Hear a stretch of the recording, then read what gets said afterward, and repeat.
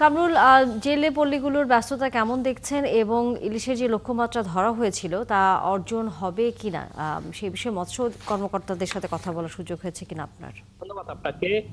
আর মাত্র 13 ঘন্টা, এরপরই সাগরে নামতে পারবেন জেলেরা। কারণ মা ইলিশকে ডিম ছাড়ার সুযোগ দিতে 22 দিনের নিষেধাজ্ঞা আজ মধ্যরাত থেকে শেষ হবে। ইতিমধ্যে ঘাটগুলোতে চলছে প্রস্তুতি, জেলেদের সমুদ্র যাত্রার সকল ধরনের প্রস্তুতি শেষ মুহূর্তে প্রায়।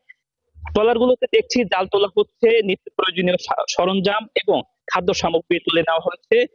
ঘন্টা বাজতেই রাত 12টার পরই তারা সমুদ্রের উদ্দেশ্যে যাত্রা শুরু করবেন। জেলেদের সঙ্গে আমাদের কথা হয়েছে, জেলেরা বলছেন নিষেধাজ্ঞাকালীন সময় কর্মহীন সময় কেটেছে তাদের দিন।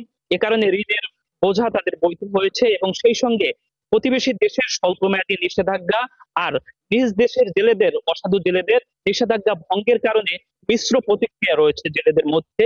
তবুও তারা আশাবাদী, সাগরে নেমে কাঙ্ক্ষিত পরিমাণ মাছ তাদের জালে ধরা পড়বে। এবং সেই সঙ্গে মৎস্য বিভাগ আমাদেরকে জানিয়েছে যে তাদের যে লক্ষ্যমাত্রা সেটি অর্জন করা সম্ভব হবে, কারণ কঠোর নজরদারি ছিল নদী এবং সাগর মোহনাগুলোতে, যার কারণে তারা ইলিশ মাছের ডিম ছাড়ার সুযোগ দিতে পেরেছেন, এমনটি কিন্তু মৎস্য বিভাগ আমাদেরকে বলেছেন। মৎস্য বিভাগ বলছেন এই ডিম ডিম থেকে আবার যখন পোনা হবে, জাটকায় রূপান্তরিত হয়ে সেটি বড় ইলিশ হওয়ার সুযোগ দিতে হবে জেলেদের।